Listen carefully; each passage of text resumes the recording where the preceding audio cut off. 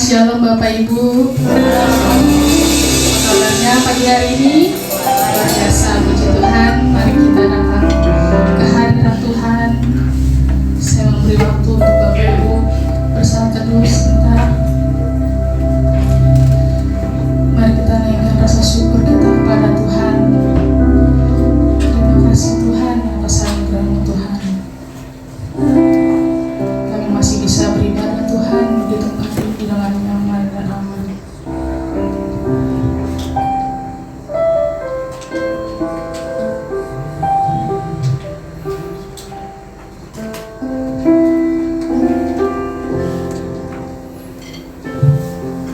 Terima kasih Tuhan, Engkau sudah lahir ke dunia ini ya Bapak.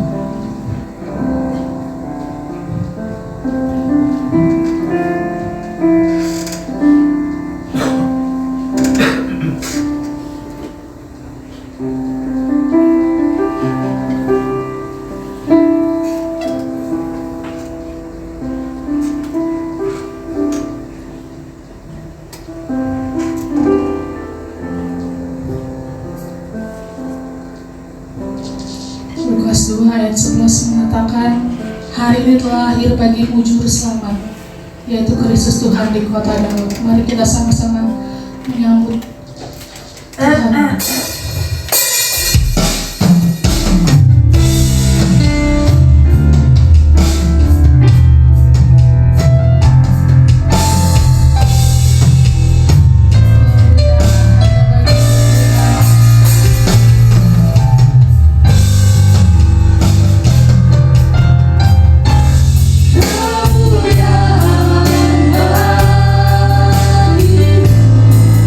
Di tempat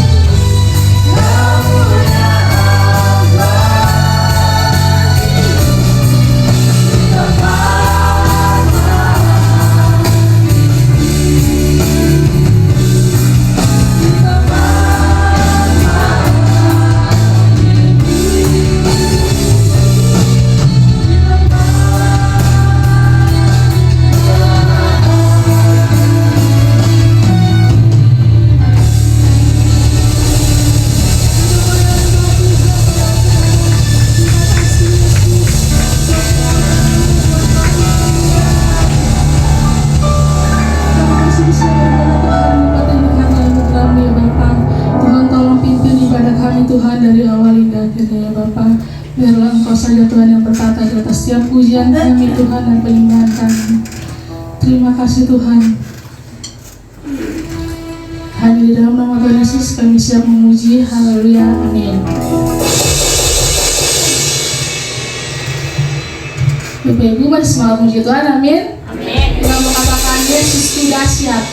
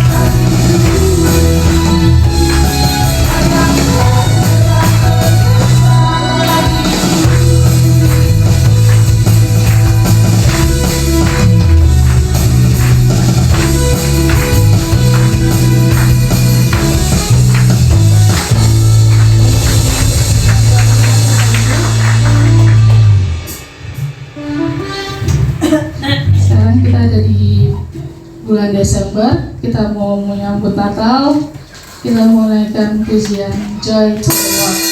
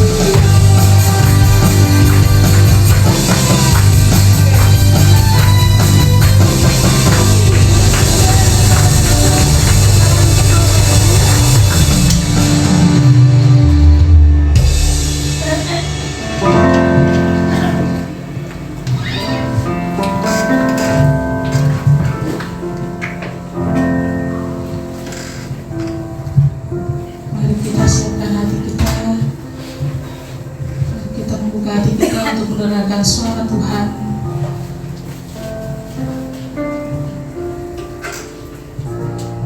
Biarlah hati kita seperti hati para gembala.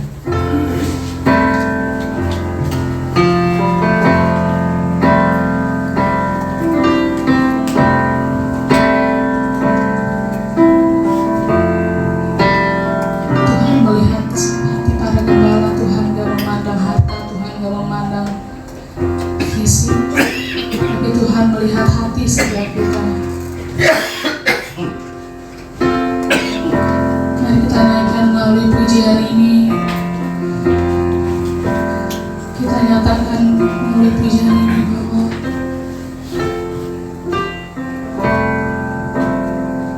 kami tidak dapat lupakan kebaikan Tuhan di dalam hidup kami. Tak dapat lupakan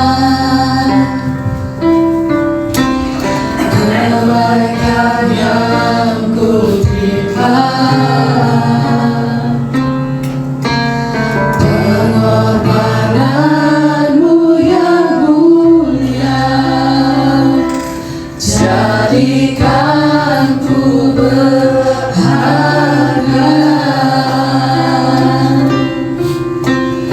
Kau tulus menerima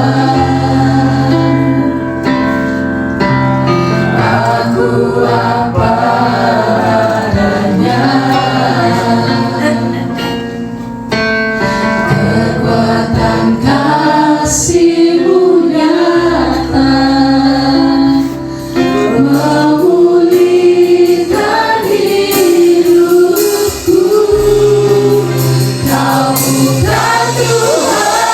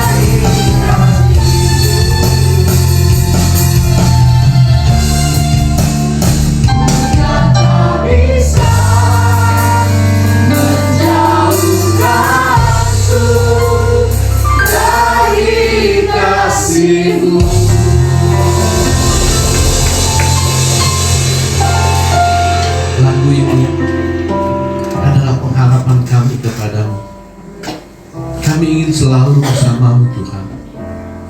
Kami ingin selalu ada bagi-Mu, karena Engkau telah berbuat begitu baik kepada kami. Engkau telah menebus hidup kami. Bahkan sepanjang perjalanan hidup ini, Kau selalu pimpin kami. Kau selalu bela kami. Kau selalu tolong kami. Kalau pada hari ini kami bisa berada di rumah-Mu, itu karena kebaikan-Mu atas hidup kami. Terima kasih Tuhan untuk sukacita pada saat ini. Kalau kami masih boleh memuji dan menyembah-Mu. Terima kasih juga untuk waktu yang sebentar lagi kami mendengarkan kebenaran firman-Mu. Biarlah kebenaran firman-Mu itu menerangi hati dan pikiran kami selalu. Biarlah cahaya firman-Mu itu menerangi perjalanan hidup kami, supaya kami tidak tersesat, tidak lari ke kiri dan ke kanan. Mata hati kami, pikiran kami selalu terfokus hanya kepada-Mu. Berfirmanlah buat kami ya Bapa. Berfirmanlah buat kami. Ya Allah Roh Kudus, bukakanlah hati dan pikiran kami. Kuasailah diri kami sepenuhnya, biar Engkau yang bertahta atas saat ini, sehingga kebenaran firman-Mu boleh tinggal di hati dan pikiran kami.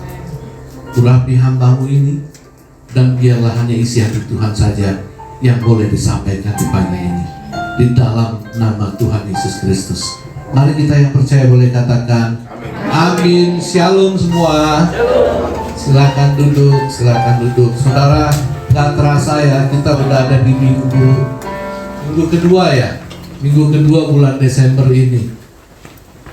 Minggu depan kita merayakan Natal kita, gereja kita. Tapi ada yang udah ikut merayakan Natal sebelumnya? Hah? Udah semangat YT. Udah, EYT ya. Sekolah minggu. Tapi memang begitu masuk bulan Desember, banyak gereja-gereja seperti tahun-tahun sebelumnya sudah banyak yang merayakan Natal dari minggu pertama sampai sekarang. Saya ingat kalau nggak salah gereja Tiberias ya, tanggal 6 minggu kemarin udah merayakan Natal di apa? GBK. Belum lagi gereja-gereja yang pokoknya masing-masing gereja itu merayakan Natal sendiri-sendiri. Itu yang sering membuat orang dunia bingung. Tiap tahun pertanyaan itu diulang lagi. Sebenarnya Yesus lahir tanggal berapa sih?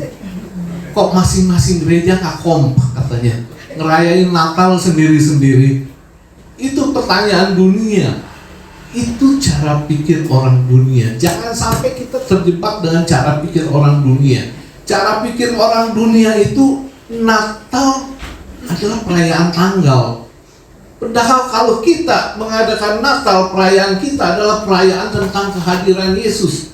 Kita merayakan Natal karena Yesus sungguh-sungguh pernah hadir dalam dunia ini. Yesus sungguh-sungguh pernah lahir dalam dunia ini. Yesus sungguh-sungguh pernah berada di antara kita. Itu kita merayakan Natal.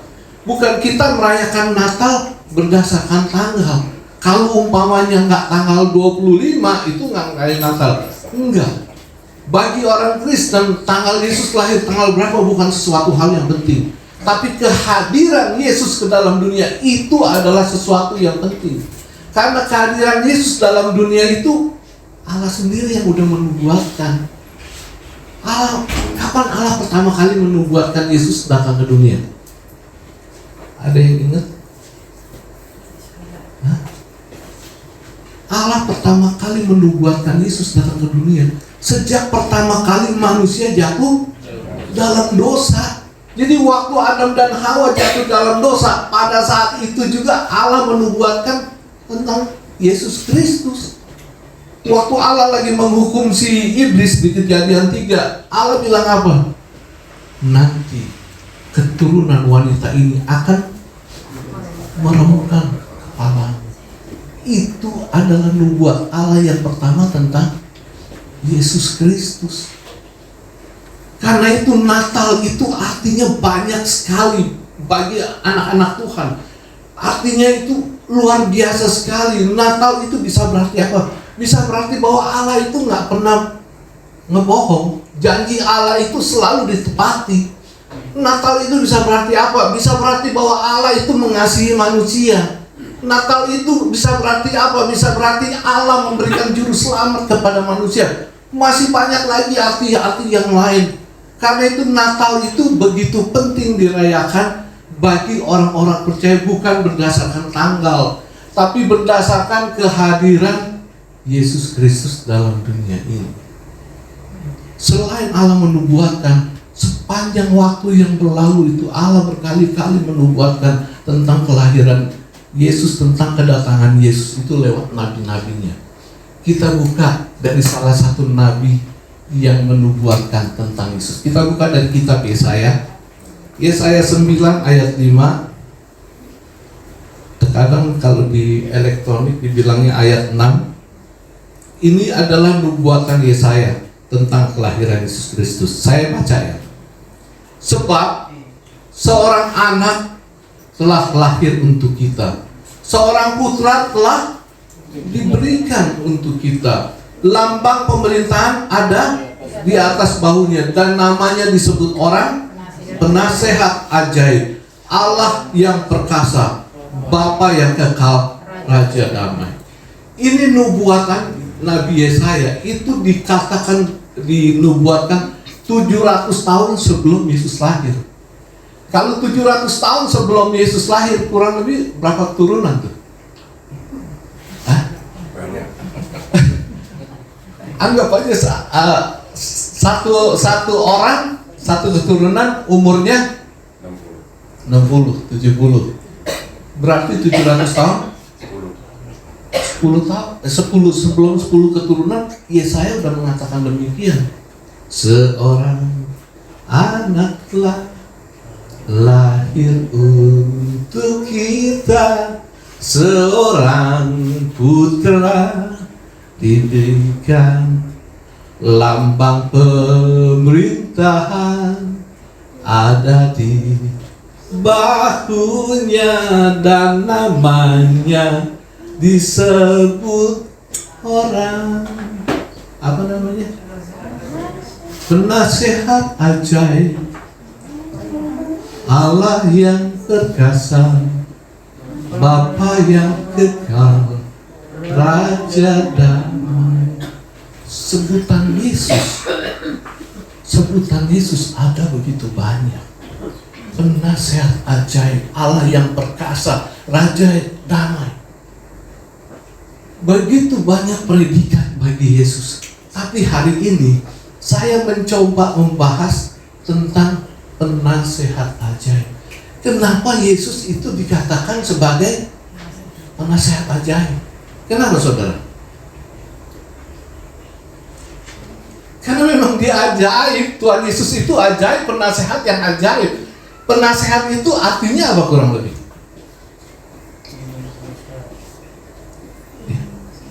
Orang yang menasehati. Betul nggak? Penasehat itu orang yang menasehati ya orang lain, atau umpamanya penasehat kelompok atau organisasi. Penasehat itu orang yang menasehati. Biasanya orang yang menasehati itu pandai dalam sesuatu bidang. Kalau dia penasehat hukum, dia pandai di bidang hukum. Dia umpamanya pandai di bidang ekonomi, dia apa? Penasehat ekonomi. Itu penasehat, dia selalu menasehati seseorang. Dia lebih expert, lebih pandai, lebih tahu hal yang mendalam. Nah, saya katakan setiap manusia itu perlu penasehat, benar nggak? Pasti perlu penasehat. Kapan kita perlu penasehat? Hah? Benar. Waktu kita ngadepin masalah, biasanya kita tuh perlu nasihat. Ataupun waktu kita menghadapi sebuah pilihan, itu biasa kita perlu seorang penasehat. Untuk apa? Untuk memberi arahan kepada kita, untuk memberikan pandangan kepada kita, untuk memberikan nasihat kepada kita. Kita perlu umpamanya tahun ini mendingan pindah atau tetap perpanjang kontrak. Sekarang kita nggak bisa pikir mana yang kita mesti putusin. Saya jadi nggak join sama dia kira-kira? Plus minusnya apa? Terkadang hal-hal seperti ini itu suka kita nggak bisa putusin sendiri. Kita perlu orang yang bisa memberikan input, memberikan nasihat buat kita. Karena itu saya katakan setiap manusia perlu penasehat. Penasehat supaya putusan kita itu nggak salah, jalan kita itu nggak salah. Karena itu penasehat itu begitu penting bagi semua orang. Atlet yang hebat, juara-juara yang hebat, profesional, itu dia udah hebat aja, dia tetap perlu penasehat. Tujuannya untuk apa? Untuk bisa melihat kelemahan-kelemahan di atlet ini. Kayak pegolf terkenal dulu siapa? Tiger Woods. Berapa hebatnya Tiger Woods? Tapi tetap Tiger Woods perlu penasehat sekaligus pelatih. Dia itu kalau nggak salah, kalau dia main ada satu caddy, biasanya kan ada caddy, orang yang membantu. Nah itu terkadang pelatihnya untuk nasihatin dia, ini angin berapa gede, kamu harus pukul sebelah kanan berapa derajat, ini kira-kira jauhnya berapa ya, kamu pakai stick, no? Dinasehati supaya orang itu bisa mendapatkan hasil yang terbaik. Tiger Woods, Mike Tyson, ingat Mike Tyson berapa hebatnya, tapi tetap dia belum penasehat supaya dia bisa bermain jauh lebih baik lagi. Tapi kalau yang saya nonton tinju itu penasehat yang kejam, petinju Korea biasanya. Coba lihat di ring Korea, itu petinjunya bisa dinasehati, bukan cuma diomelin kalau dia salah, digaplokin di atas ring. Semua perlu penasehat. Nggak ada orang yang paling hebat, paling kaya, paling pintar di dunia ini yang nggak perlu nasihat. Bahkan orang semakin hebat, semakin perlu banyak penasehat. Ling Xiaoliang, ini angkatan yang tua-tua. Kalau yang muda nggak tahu. Yang punya BCA, punya penasehat nggak? Berapa orang? Banyak. Benar. Orang tambah tinggi, tambah kaya, tambah hebat, tambah banyak penasehatnya. James Riyadi itu yang apa? Yang punya Lipo, punya penasehat nggak? Banyak. Bukannya punya satu, banyak. Untuk apa? Untuk nasehatin dia. Mungkin ada yang nasihat tentang hukum, jangan begini-begini, atau ada penasehat tentang bisnis, pengembangan segala macam. Semua orang perlu penasehat. Presiden perlu punya penasehat. Banyak. Termasuk menteri-menterinya itu bukan hanya membantu, tapi juga penasehat. Sampai dunia ini setiap orang semakin tinggi dia, semakin hebat dia perlu penasehat semakin banyak. Karena itu saya katakan penasehat itu penting luar biasa. Penasehat itu penting luar biasa. Dan nasihat yang disampaikan oleh penasehat itu juga sesuatu penting luar biasa. Karena itu tiap manusia, kalau kita salah memilih penasehat atau penasehat salah memberikan nasihatnya, akibatnya apa? Fatal. Hancur. Presiden punya penasehat, kalau penasehatnya kasih sesuatu nasihat yang fatal, yang salah, kira-kira gimana di negara? Hancur. Contohnya banyak. Di Alkitab aja ada banyak sekali contohnya.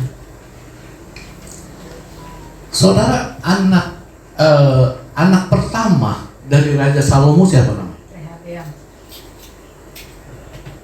Rehabeam.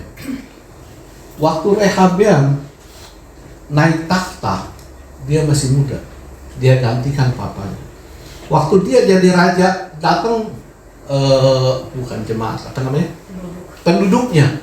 Datang penduduknya ngadep si Raja Rehabeam. Itu penduduk bilang gini, Tuanku Raja, tolong kami semua. Pajak yang Papa berikan, maksudnya Raja Salomo tentukan, itu terlalu tinggi buat rakyat. Hidup kami itu jadi susah. Jadi susah, semua rakyat ini sekarang ini susah. Dia datang ngadep ke Raja Rehabiam, tujuannya tolong bantu kami, ringankan pajak kami. Mungkin nggak dihapus, ringankan, turunkan, supaya rakyat semua bisa hidup lebih sejahtera, lebih makmur. Ini permintaan penduduknya waktu pertama kali si Rehabiam jadi raja. Rehabiam punya penasehat nggak? Ada. Kalau boleh saya katakan penasehatnya ada dua kelompok. Satu penasehat kelompok senior yang orang-orang tua, mungkin anggotanya itu bekas papanya, bekas Raja Salomo, penasehat Raja Salomo. Terus kelompok penasehat yang kedua itu kebanyakan anak muda, mungkin teman-temannya Rehabiam. Waktu rakyat habis minta pengurangan pajak menghadap Raja Salomo tanya, gimana menurut penasehat senior, pertama kali tanya senior, gimana Pak, istilahnya gimana penasehat, apa yang harus saya putuskan tentang permintaan dari rakyat ini? Penasehat senior mengatakan apa? Kabulkanlah Tuanku Raja, kabulkan Raja, kurangin itu pajak, kurangin.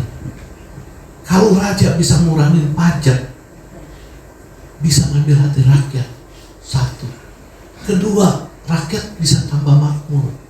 Ketiga, raja bisa disukai oleh rakyat, karena raja mau mendengar keluhan rakyat. Ini nasihat orang-orang tua nih, kelompok pertama.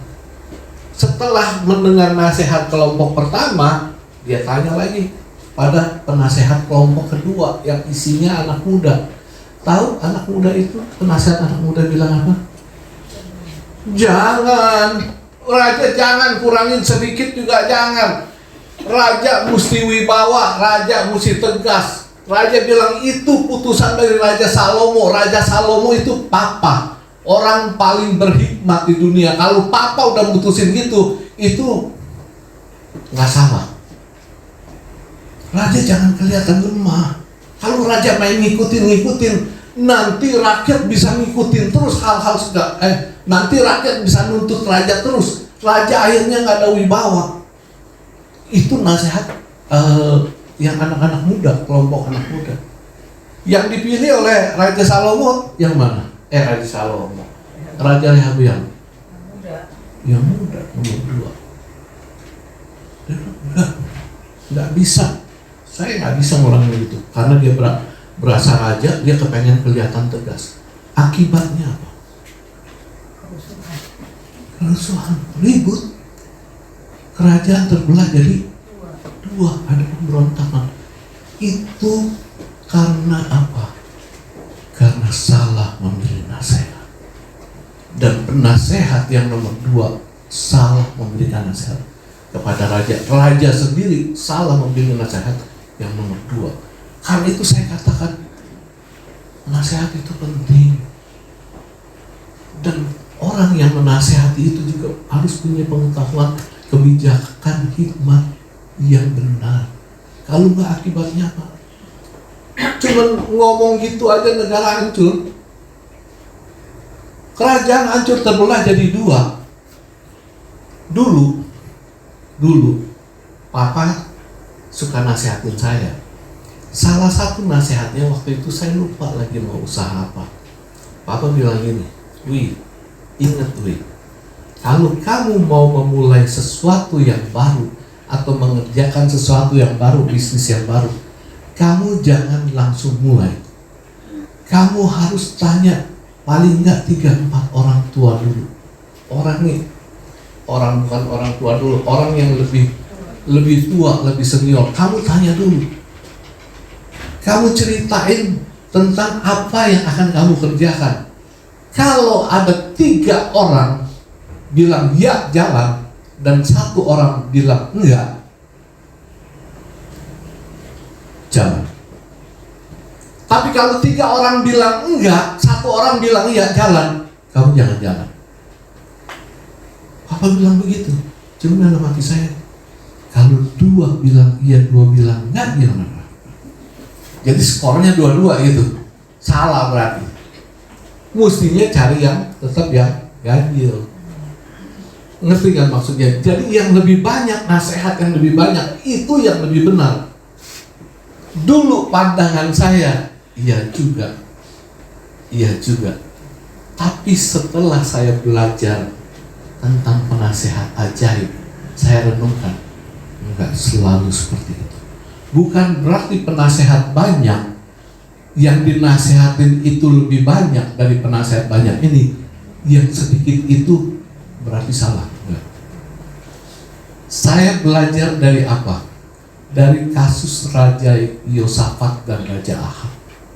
Waktu itu Raja Yosafat sama Raja Ahab, dia besan-besanan. Cuman besan-besanan, satu besannya tulus, satu besannya kelewat lihai.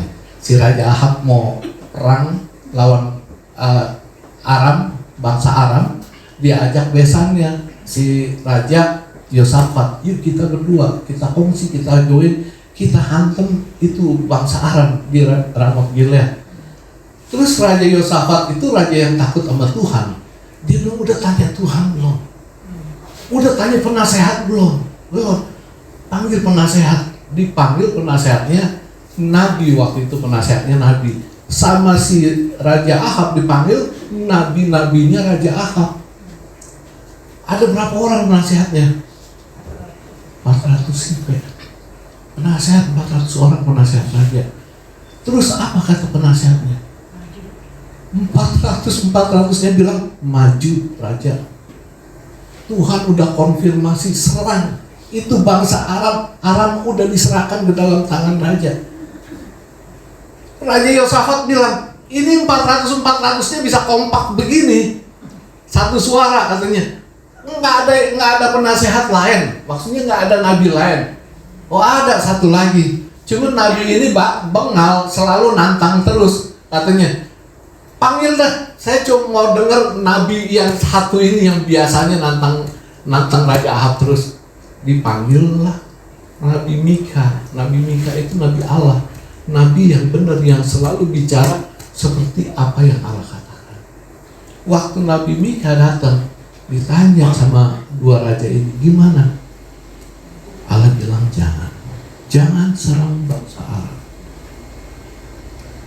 karena bisa kalah. Kedua, Raja Ahab bisa mati.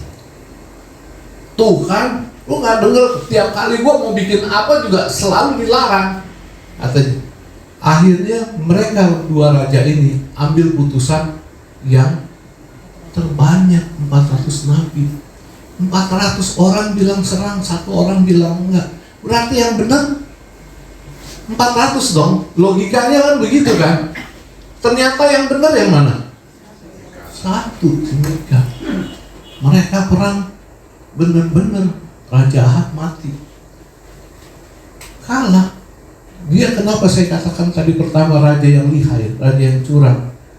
Dia bilang sama Raja Yosafat besannya, kamu pakai baju kebesaran ya, kalau saya pakai baju tentara aja. Tujuannya apa? Supaya yang diincar Yosafat. Ternyata jalan ceritanya lain. Ada tentara main lepas panah, asal sembarang lepas, nggak taunya itu panah kena si Ahab. Akhirnya Ahab mati. Dia dari situ saya belajar, enggak pasti setiap penasehat banyak mengatakan begini itu pasti benar.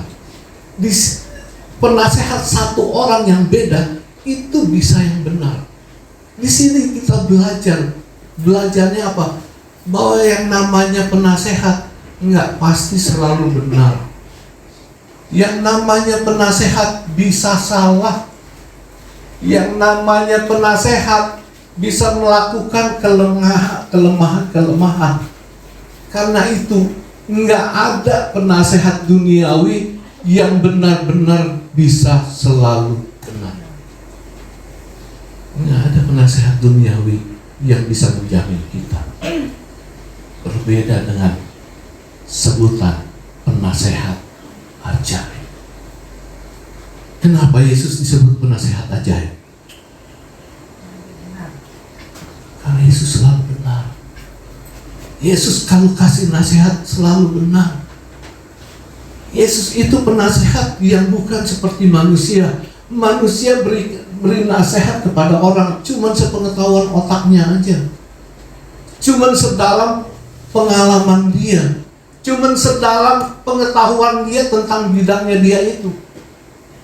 Penasehat dunia itu nggak bisa melihat jauh ke depan, nggak bisa melihat jauh apa yang akan terjadi nanti. Nah, beda sama Yesus Kristus. Dia penasehat ajaib, dia penasehat yang nggak pernah salah, dan dia penasehat yang bukan hanya memberitahu tapi mengarahkan orang yang dinasehatinya menuju sesuatu yang benar. Bukan cuma hidup dalam dunia ini, tapi hidup dalam kekekalan. Itu Yesus. Karena itu dikatakan dia penasehat ajaib. Karena apa? Karena Yesus tahu segalanya. Yesus tahu semuanya. Mungkin kalau orang dunia dia bisa pikir begini, Yesus tahu semuanya. Nggak salah.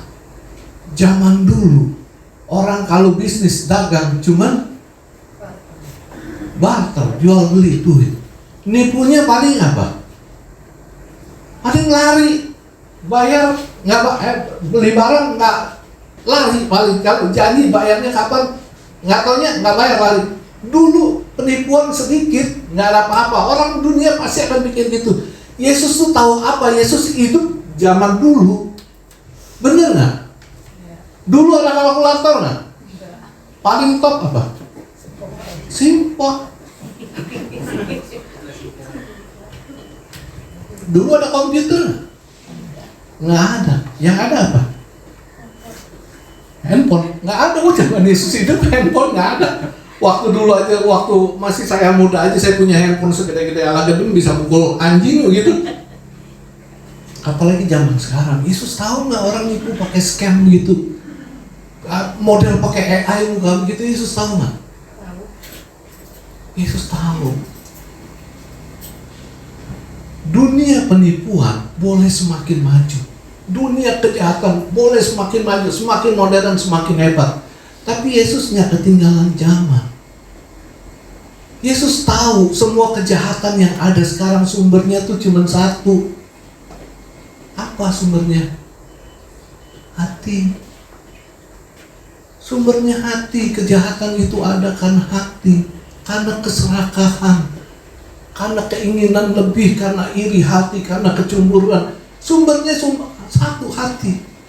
Makanya Yesus itu selalu sanggup menyelesaikan masalah kita, persoalan kita yang bersumber dari hati. Yesus langsung membereskan langsung dari hati. Kita lihat 1-2 biji kelebihan Yesus. Kenapa Yesus disebut penasehat ajaib? Karena Yesus selalu gak pernah salah. Satu. Kedua, terkadang nasihat Yesus terdengarnya aneh di kuping kita. Tapi walaupun nasihatnya terdengar aneh di kuping kita, gak salah. Kalau kita mengikuti, gak salah. Endingnya, kita akan baik-baik saja. Waktu Yesus hidup, Yesus ketemu sama Petrus. Di Alkitab bilang, semalam-malaman mereka mencari ikan, menjala ikan, tapi seekor juga nggak ada yang dapat seekor. Waktu Yesus datang, Yesus bilang, yuk kita jalan ke laut, ke tempat yang lebih dalam. Tebarkan jalan. Petrus ini nelayan bukan yang baru kemarin, baru anak kemarin belajar bawa kapal. Dia itu udah boleh bilang nelayan kawakan profesional.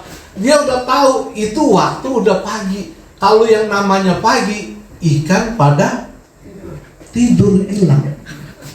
Saya kalau mancing dulu sering papa ajak mancing, itu mancingnya tuh malam. Malam memang ada ikan. Begitu udah masuk pagi, ikan udah nggak ada. Petrus kan tahu. Ya ampun guru, kita kan udah biasa ngejala, udah lewat dari jam 5, gotian, latihan udah nggak ada ikan udah pada kabur semua. Yesus suruh pergi ke tempat lain, berjalan. Aneh nggak nasihatnya? kedengaran. Karena itu melawan kebiasaan dunia. Tapi begitu mereka lempar jala, apa hasilnya? Banyak ikan. Itu firman Tuhan bilang, Alkitab bilang, jalanya hampir terkoyak. Jala aja hampir terkoyak, kapalnya aja hampir tenggelam katanya. Lihat, di sini kita belajar Yesus itu memberikan nasihat, gak pernah salah. Yesus itu bisa tahu endingnya seperti apa. Itu karena dia penasehat ajaib. Yesus kalau memberikan nasihat, dia bisa melihat jauh ke belakang. Jauh ke belakang yang manusia sendiri nggak pernah bisa lihat. Sekalipun dia penasehat profesional, ahli di bidangnya, ada hal yang nggak bisa dia lihat jauh ke depan. Tetapi Yesus bisa. Yesus sanggup melakukan itu. Dan kalau Yesus memberi nasihat itu akan bisa terbukti. Saya ada baca kesaksian kemarin. Itu kejadian tahun 2000. Ada pengusaha Tionghoa, namanya saya kurang tahu. Jadi dia orang kaya. Orang kaya mungkin dia banyak hartanya, banyak properti. Bukan mungkin, memang banyak harta, banyak properti. Diajak join sama teman-temannya. Jadi kalau orang kaya gitu, pebisnis kaya, Yesus pada kelompoknya. Itu diajak, yuk kita bisnis ini yuk. Saya nggak tahu itu dia bisnis apa. Ini bisnis luar biasa. Kita invest nggak berapa lama akan meledak hasil. Mereka berunding, lihat skemanya, lihat hitung-hitungannya segala macam di atas kertas, menggiurkan sekali.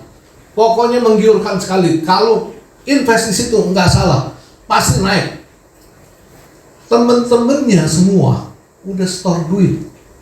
Jadi umpamanya mereka udah sepakat, oke, tanggal 1 kita jalan ya. Jadi semuanya dikasih waktu tanggal 30 tank terakhir. Kalau tanggal 30 nggak store duit, dianggap nggak ikut. Masih ada berapa hari. Pengusaha Tionghoa ini, orang China ini, rupanya dia anak Tuhan. Dia nggak store duit. Dia nggak ikutan join itu. Padahal keuntungannya luar biasa sekali. Sampai temennya bilang, lu gila ya nggak mau ikutan ya. Ini duit, gua sengaja ngomong sama lu supaya lu kebagian untung, supaya kita ini bisa cuannya banyak sekali. Dia nggak ikut. Sampai jalan, baru beberapa bulan, ini perusahaan hancur. Hancur, bener-bener bangkrut. Semua duit teman-temannya hilang semua. Sampai temennya depresi berat. Bahkan ada yang sampai suami istri cerai gara-gara ini. Waktu kejadian perusahaan ini bangkrut, mereka kumpul, kita ngopi. Kenapa? Lu kok bisa tahu ini bakal bangkrut? Apa lu punya perhitungan sendiri? Apa lu punya pandangan sendiri? Dia baru ngomong. Dia bilang, bukan karena gua pintar, tapi karena Tuhan kasih tahu gua. Tuhan bilang sama gua, jangan ikut. Emang Tuhan ngomong audible, maksudnya udah jangan ikutan begitu? Enggak. Jadi rupanya ini anak orang China ini udah jadi kebiasaan dia. Setiap kali dia ingin memutuskan sesuatu atau setiap kali dia memilih sesuatu, dia selalu berdoa tanya sama Tuhan. Dia bilang, waktu gua mau store duit, gua mau ikutan, Tuhan gak bicara begitu. Tapi Tuhan bicara lewat hati. Tuhan bicara lewat hati. Bicaranya gimana? Ngebisikin berulang. Nggak ada damai sejahtera. Saya selalu berpatokan begitu katanya. Kalau saya memilih sesuatu, saya mau melakukan sesuatu, saya bertanya Tuhan. Saya berdoa minta izin sama Tuhan. Tapi kalau Tuhan bilang enggak ada damai sejahtera di sini. Tapi kalau Tuhan bilang iya, apa yang akan saya lakukan? Ada damai sejahtera. Saudara, ini salah satu patokan buat kita. Kalau kita tanya sama Tuhan, Tuhan, apa yang saya harus lakukan? Apakah saya begini atau saya begini? lihat, Tuhan selalu bicara lewat hati. Kalau hati kita melakukannya penuh dengan damai sejahtera, itu adalah salah satu jalan Tuhan. Salah satu kelebihan Tuhan lagi, kelebihan Yesus, maksudnya penasihat ajaib, Dia akan berikan yang terbaik buat kita, dan Dia gak pernah menghancurkan masa depan kita. Saudara, ini kejadian atas diri saya.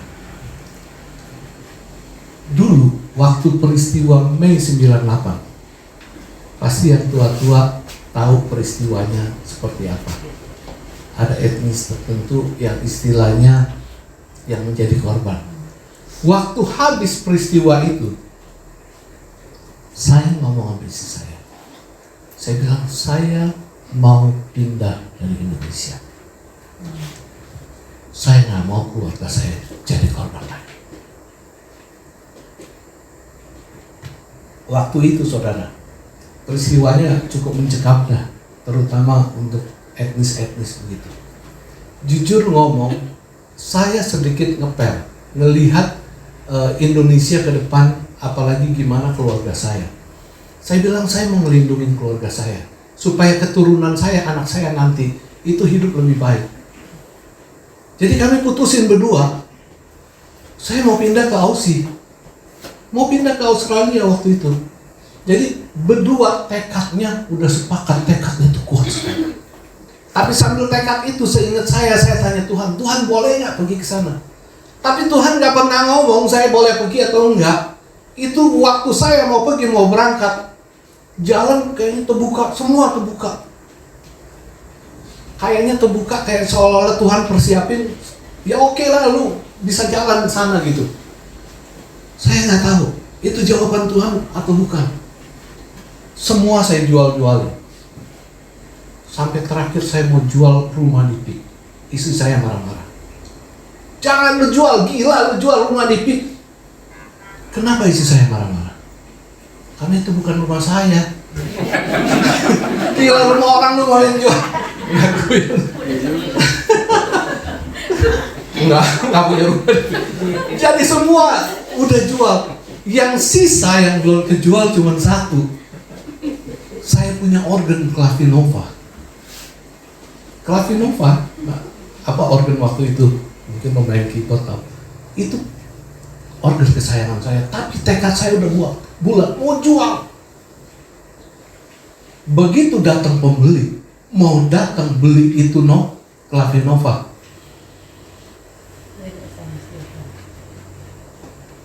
Di sini nggak bisa. Saya sayang sekali. Sampai saya bilang nanti dah terakhir begitu saya mau berangkat mau pergi baru saya jual. Waktu berunding kedua, siapa yang pergi duluan? Akhirnya istri saya bilang, gue pergi duluan sama anak-anak. Lu berani pergi duluan sama anak-anak ke Australia untuk nyiapin sesuatu? Gua kawin lari aja berani katanya. Masa cuma ke Australia begitu aja nggak berani? Jadi putusannya istri saya saya pergi berdua duluan untuk dia maksudnya siapin di sana anak-anak kan mau sekolah, mau tempat segala macam. Karena oke, saya belakangan beresin urusan di sini. Juga di sini kan masih ada pekerjaan, saya masih main Pertamina, masih bisa menghasilkan lah. Istilahnya kalau istri saya gimana di sana, di sini tetap bisa berjalan. Sampai waktu udah deket mau eksekusi. Ingat yang saya bilang, Tuhan,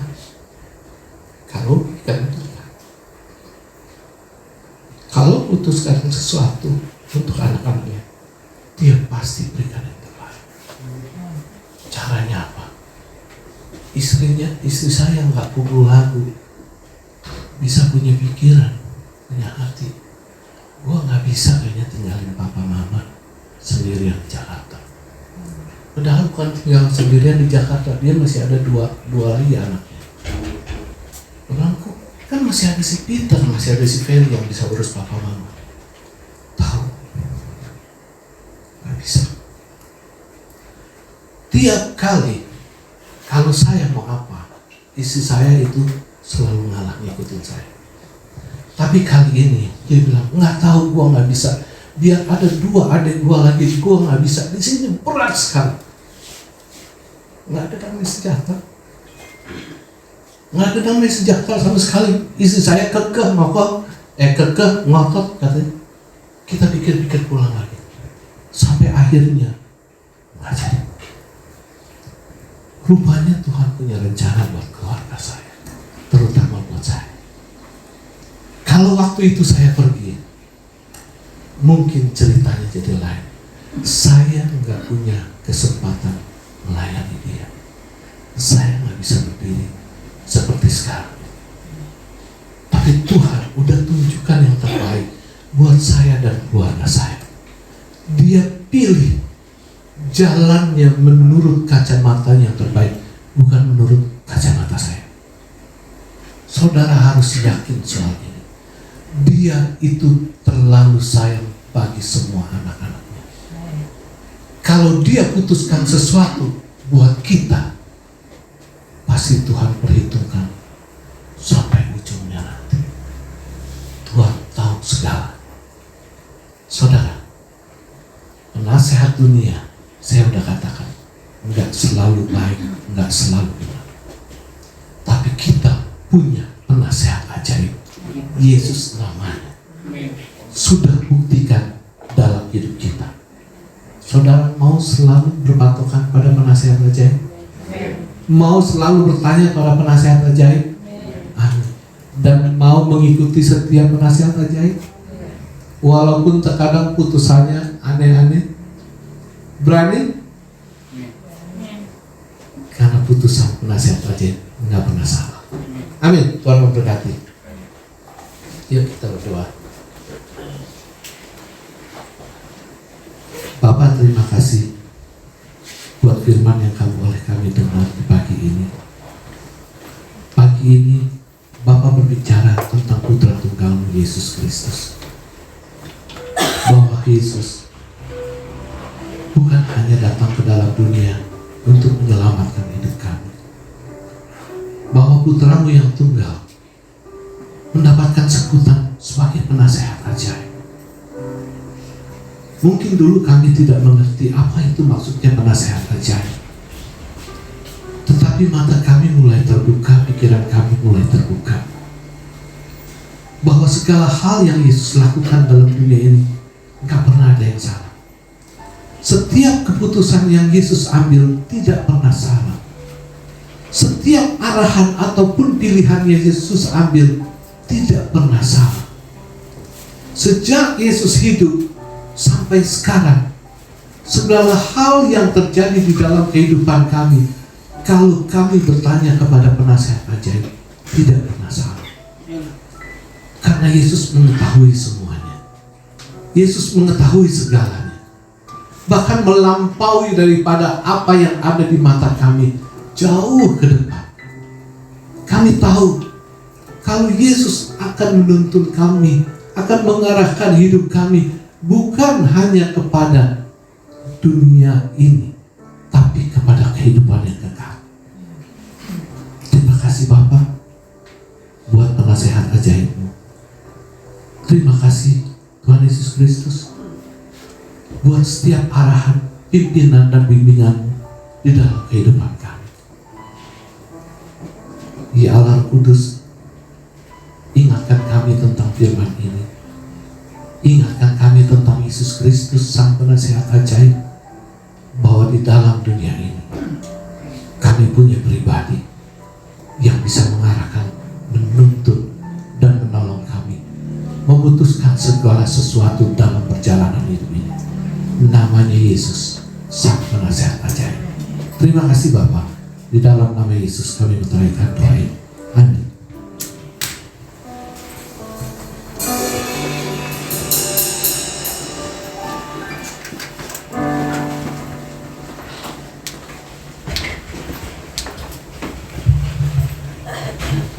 Jemaat Alberta terberkati oleh firman Tuhan. Amin. Ibu Gembala dan seluruh jemaat Alberta mengucapkan terima kasih atas pelayanan Om Dewi. Tuhan Yesus memberkati. Sekarang kita mau persiapkan persembahan. Kita memberikan yang terbaik bagi Tuhan. Saya undang Ibu Tri dan Ibu Surati.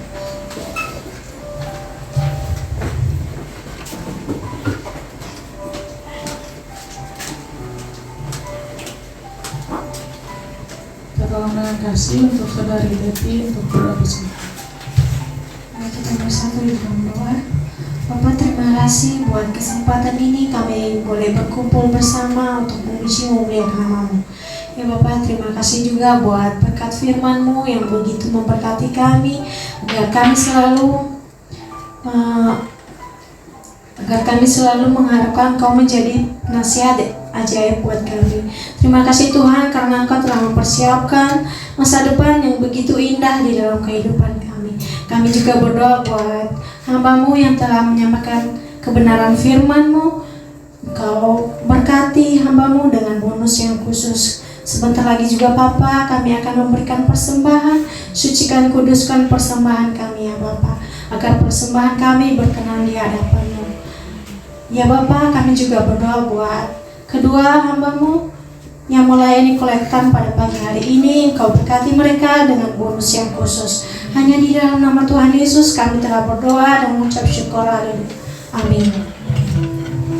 Silakan Diakon Wiludin. Ibu Livi.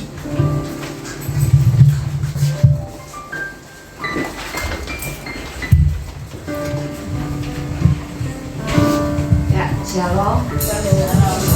Apakah di pagi hari ini ada di antara Bapak Ibu Saudara-saudari yang baru pertama kali hadir dalam ibadah ini? Gak ada ya, semua adalah jemaat yang setia. Puji Tuhan, Tuhan Yesus memberkati. Keluarga besar GBI Alberta juga mengucapkan terima kasih kepada PDM Wiwi Kartalia yang sudah melayani pagi hari ini. Tuhan Yesus memberkati keluarga dan pelayanan Pak Wiwi. Terima kasih juga kepada semua pelayan yang sudah setia melayani pagi hari ini dalam kebaktian umum. Tuhan Yesus memberkati dengan bonus yang khusus. Untuk river rafting EYT yang akan diadakan hari ini tanggal 14 Desember, nanti semua anak-anak remaja pemuda bisa kumpul setelah ibadah raya jam 11 siang ya, akan berangkat sama-sama biar jam 10 berarti lebih cepat. Oke, jadi dipercepat. Jadi jangan kemana-mana lah. Pokoknya habis ibadah langsung kumpul, langsung berangkat bareng-bareng ya. Tuhan Yesus memberkati supaya semua Tuhan berikan cuaca yang baik ya.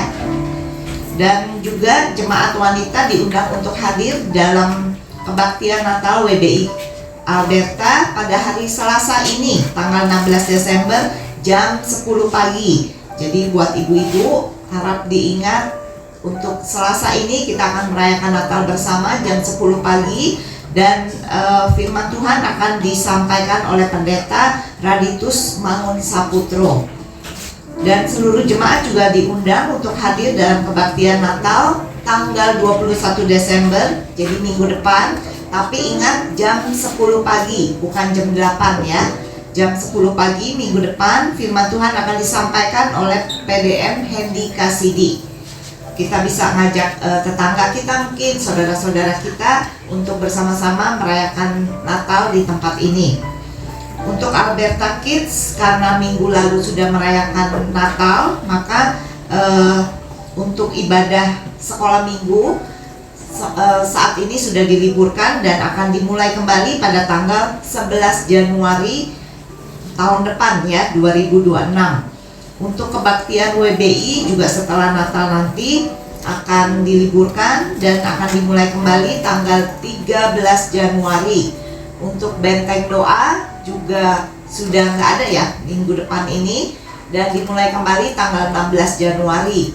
Untuk kebaktian EYT diadakan kembali tanggal 17 Januari dan Komsel Pemuda juga dimulai kembali tanggal 25 Januari. Jadi diberi kesempatan untuk libur, tapi dicatat untuk tanggal-tanggal dimulainya kembali ya, supaya tahun depan kita bisa kembali mengikuti ibadah yang kita biasa ikuti, baik itu WBI, sekolah minggu atau EYT. Untuk keluarga besar GBI Alberta mengucapkan selamat ulang tahun kepada saudari Susana Vanessa Clara tanggal 15 Desember. Caca ya, Pak Wiwi titip salam. Dan juga Bapak Rizwan Setiawan tanggal 17 Desember. Jeruk, makan jeruk. Takut diomelin nggak, suruh berdiri, takut pulang. Saudara Henok Alfian Sugiarto tanggal 18 Desember, selamat ulang tahun, Tuhan Yesus memberkati. Dan juga Saudari Desi Yanti Siagian, WL kita pagi ini tanggal 21 Desember. 20 Desember. Ya, mungkin Desi lagi ke atas ngumpet ya, takut. Dan juga untuk dana Natal kami mengucapkan terima kasih kepada Ibu Lisna yang sudah mempersembahkan 500.000 rupiah, Ibu Melinda sebesar 200.000 rupiah, Saudari Lisna Waruhu 150.000, Ibu Esther Chong 300.000, Ibu Salomita Eva 500.000 rupiah, dan juga janji iman panitia Natal sebesar 15 juta rupiah. Ya, puji Tuhan untuk dana-dana yang sudah terkumpul. Kalau masih ada yang mau mempersembahkan untuk dana Natal, walaupun mungkin sudah memenuhi budget yang kita rencanakan, masih terbuka, dan mungkin nanti kalau ada sisa dana nanti akan dilanjutkan untuk acara besar lainnya ya. GBI Alberta mengadakan kebaktian Natal umum ya hari Minggu ini tanggal 21 jam 10, dan juga kebaktian awal tahun di tanggal 1 Januari hari Kamis jam 10 juga. Jadi diharapkan semua bisa hadir baik di acara perayaan Natal maupun awal tahun baru nanti. Untuk jemaat yang sudah mengembalikan perpuluhan tapi namanya belum tercantum di laporan, bisa segera menghubungi Ibu Gembala kita ya. Dan jangan lupa juga, walaupun mungkin benteng doa untuk minggu depan ini sudah ditiadakan, diliburkan, tapi kita bisa menyatukan hati kita berdoa bersama-sama di tempat kita masing-masing setiap malam jam 9. Di doa malam ini kita bisa berdoa supaya pemulihan bisa terjadi untuk gereja kita, untuk bangsa dan negara kita. Dan kita juga jangan bosan-bosan ya ngajak keluarga kita, mungkin tetangga keluarga kita yang belum beribadah, punya tempat ibadah yang tetap. Kita bisa mengajak mereka, mengingatkan mereka untuk bersama-sama beribadah di tempat ini. Dan kita juga bisa tetap mengikuti setiap kegiatan gereja kita melalui warta digital yang diadakan, biasa dikirim melalui WA Grup Alberta setiap hari Sabtu. Oke. Mungkin ada tambahan pengumuman dari Ibu Gembala? Ya, kalau nggak ada, kita bangkit berdiri, kita akan menutup ibadah kita, dan doa berkat nanti akan disampaikan oleh Ibu Gembala.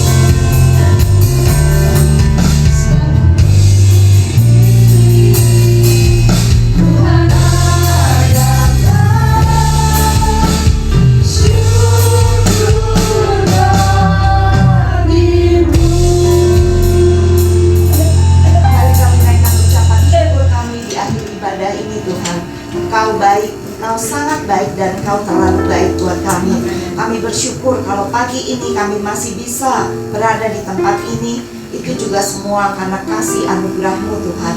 Dan kami bersyukur untuk pagi ini kalau kami boleh diberkati melalui kebenaran firman yang sudah disampaikan, yang boleh mengingatkan kami sekaligus menguatkan kami Tuhan. Kami bersyukur kami punya Allah yang begitu luar biasa, Allah yang bisa sebagai penasehat kami yang ajaib Tuhan. Kami butuh Engkau Tuhan, karena begitu banyak masalah yang harus kami hadapi di dalam menjalani kehidupan ini. Tapi kami boleh kuat, kami boleh mengatasi semua masalah yang kami hadapi, karena kami punya Allah, punya seorang penasehat yang ajaib, yang memberikan nasihat yang selalu benar, tidak pernah salah Tuhan. Ajar kami Tuhan, untuk dengan kerendahan hati kami mau selalu menurut kepada setiap nasihat yang Kau berikan kepada kami, agar arah hidup kami tidak salah Tuhan. Kami boleh berjalan sesuai dengan kehendak dan rencana-Mu. Terima kasih Tuhan, kami bersyukur untuk hamba-Mu Bapak PDN Wikarta yang sudah menyampaikan firman pagi ini. Biarlah Engkau juga yang terus menambahkan hikmat marifat-Mu kepada beliau. Engkau juga yang terus memberikan kekuatan, kesehatan yang baru hari lepas hari Tuhan. Engkau juga berkati untuk keluarganya, untuk istrinya, untuk keempat orang anaknya, untuk anak cucu mantu semua Tuhan. Engkau selalu berkati, berada perlindungan Engkau Tuhan, baik di dalam pekerjaan mereka, di dalam usaha mereka, di dalam studi mereka, apapun Tuhan yang mereka lakukan bersama Engkau, Engkau juga yang buat berhasil. Terima kasih Tuhan, kami juga bersyukur untuk Ibu Gembala yang ada di tengah-tengah kami.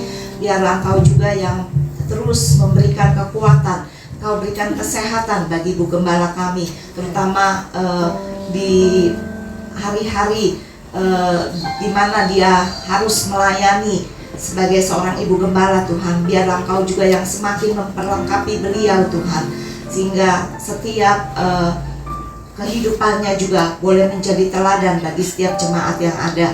Engkau juga berkati untuk anak cucu mantunya Tuhan. Engkau pelihara mereka, Engkau berkati, dan Engkau juga jamin masa depan mereka. Bapak, kami juga menyerahkan untuk setiap saudara-saudari kami yang mungkin pada hari ini tidak bisa hadir. Biarlah Engkau juga yang memberkati mereka seperti Engkau memberkati kami di tempat ini. Biar kalau ada di antara mereka yang sedang sakit, Engkau juga yang rawat mereka, berikan kesembuhan bagi mereka. Dan bagi mereka juga yang mungkin sedang dalam pergumulan, dalam kelemahan, biar Engkau selalu memberikan kekuatan yang baru bagi mereka. Bahkan Engkau juga ingatkan agar mereka juga boleh tetap setia dan punya kerinduan untuk kembali beribadah di tempat ini. Bapak, kami juga mau menyerahkan untuk acara river rafting yang akan diadakan pada hari ini untuk anak-anak remaja. Kami serahkan Tuhan untuk perjalanan mereka, sehingga mereka boleh tiba di tempat tujuan, bahkan boleh kembali ke tempat ini nanti tanpa kurang suatu apapun. Engkau berkati khususnya untuk cuaca. Biarlah Engkau berikan cuaca yang baik Tuhan, sehingga mereka boleh melakukan kegiatan outdoor mereka tanpa terhalang oleh hujan atau apapun Tuhan. Engkau juga berikan kesehatan bagi setiap anak-anak remaja yang ikut serta, dan biarlah mereka boleh mendapatkan persekutuan dan juga memperoleh sukacita yang daripada Engkau. Terima kasih Tuhan, kami juga mau menyerahkan acara Natal baik untuk kaum wanita di hari Selasa ini, dan juga Natal umum pada hari Minggu tanggal 21, bahkan juga untuk ibadah awal tahun tanggal 1 Januari. Semuanya kami serahkan ke dalam tangan-Mu. Biarlah Tuhan Engkau yang pimpin, campur tangan untuk memimpin setiap acara Natal ini, tahun baru, apapun itu Tuhan. Biarlah Engkau juga yang mau turut campur tangan sehingga semua acara boleh berlangsung dengan lancar. Bahkan juga Engkau persiapkan setiap hamba-hamba-Mu yang akan melayani pada acara-acara tersebut, sehingga setiap jemaat yang hadir nantinya juga boleh mendapatkan kekuatan, boleh mendapatkan rema yang baru, bahkan sukacita Natal yang daripada Engkau Tuhan. Terima kasih Tuhan, kami juga tidak lupa berdoa bagi bangsa dan negara kami, di mana beberapa daerah kalau belakangan ini ada banjir bandang, ada longsor atau apapun itu Tuhan, kami percaya Engkau juga yang akan melindungi setiap warga yang terkena dampak daripada bencana ini. Kalau mereka mungkin kekurangan kebutuhan khususnya kebutuhan pokok sehari-hari Tuhan. Kami percaya Engkau juga yang akan menolong mereka melalui tangan-tangan yang akan menyalurkan segala bantuan yang sudah terkumpul Tuhan, sehingga bantuan ini boleh tersalurkan tepat pada setiap orang yang membutuhkan. Biarlah Tuhan Kau berikan hikmat bijaksana kepada setiap para pengelola untuk pemerintah khususnya Tuhan, supaya mereka boleh memberikan bantuan secepat mungkin dan memberikan bantuan tepat pada sasarannya. Terima kasih Tuhan, kami menyerahkan untuk bangsa dan negara kami ini ke dalam tangan-Mu dengan segala permasalahan, dengan segala persoalan. Kami percaya Tuhan, Kau tidak pernah meninggalkan bangsa dan negara kami. Terima kasih Tuhan, kalau sebentar lagi kami juga mau berpisah satu sama lain, biarlah Engkau juga hantar pimpin setiap langkah kami, hingga kami boleh tiba di tempat tujuan kami masing-masing tanpa kurang suatu apapun. Terima kasih Tuhan, terpujilah nama-Mu. Hanya di dalam nama Tuhan Yesus kami berdoa dan mengucap syukur. Saudara-saudara yang dikasihi Tuhan, mari kita angkat kedua belah tangan kita. Fokuskan hati dan pikiran kita kepada Tuhan. Saudara-saudara, kita akan pulang dan kembali ke dalam kehidupan kita masing-masing. Ingatlah, yakinlah, dan percayalah bahwa berkat dan anugerah yang terbaik daripada Allah Bapa, kasih dan pengampunan yang tidak berkesudahan daripada Yesus Kristus, serta penyertaan daripada Allah Roh Kudus akan senantiasa tinggal di dalam hidup kita mulai saat ini sampai Maranatha Tuhan Yesus datang kedua kali. Mari kita yang percaya boleh katakan amin.